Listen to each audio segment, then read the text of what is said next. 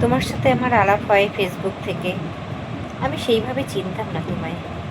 কয়েকটা ছবি দেখেছি, দুই একবার প্রোফাইল ঘুরে এসেছি তার আগে। তারপর যখন প্রেমে পড়লাম, তখন আমাদের 2 মাস চলছে বন্ধুত্বের।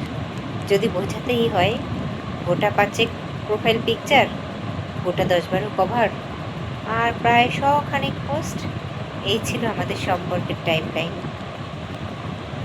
তুমি ছেড়ে গেছো যে কদিন হলো, তারও একটা টাইম লাইন আছে। গোটা 3 প্রোফাইল পিকচার, গোটা 6 কভার, ধরে নাও গোটা 50 পোস্ট। কি অদ্ভুত আমাদের ভালোবাসা ছিল। ছেড়ে যাওয়া, থেকে যাওয়া, টাইম লাইন সব কিরকম যেন পাল্টে যায়। তারপরে যেদিন আমি তোমার ব্লক লিস্টে গেলাম, সেদিন থেকে কত লেখা লিখেছি, কত পোস্ট শেয়ার করেছি, তুমি হয়তো দেখোইনি, বাট দেখেছো হয়তো বন্ধুদের প্রোফাইল থেকে। আচ্ছা, কখনো ভেবে দেখেছো একসময় কত পরিচিত ছিলাম আমরা, আর এখন আমরা চিনি না একে অপরকে। এই সুবিধাটা ফেসবুক আমাদের দিল। যাকে ভুলতে চায় জোর করে, তার অনিচ্ছায়, তাকে তুমি তোমার চোখের সামনে থেকে সরিয়ে দিতে পারো, ব্লক করে দিতে পারো। তারপরে আরো কত পোস্ট করতে থাকি আমরা। টাইমের সাথে সাথে টাইম লাইন পাল্টে যায়। কিন্তু ভেবে দেখেছো কি, একসময় তুমি যাকে চাইতে নির্দ্বিধায়, তাকে এমন পর্যায়ে ঠেলে দিলে আর কোনো দিনও কথা হবে না।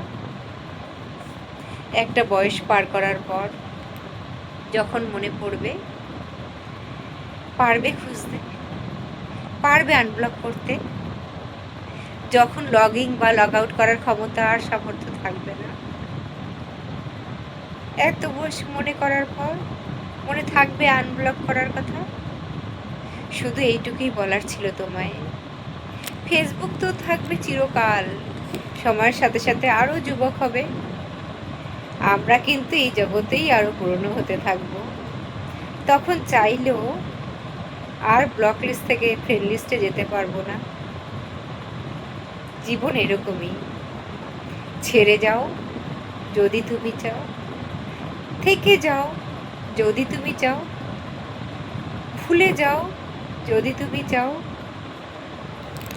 মনে যদি থাকে, মনে থাকবে। জোর করে মুছে দিলে ফিরিয়ে আনা চায় না।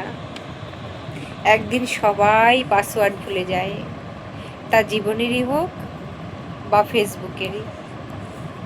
তখন কিন্তু চাইলেও আর ফিরিয়ে আনা যায় না। সম্পর্ক না থাক, সংযোগ যেন থেকে যায়, ওটা রাখতেই হয়।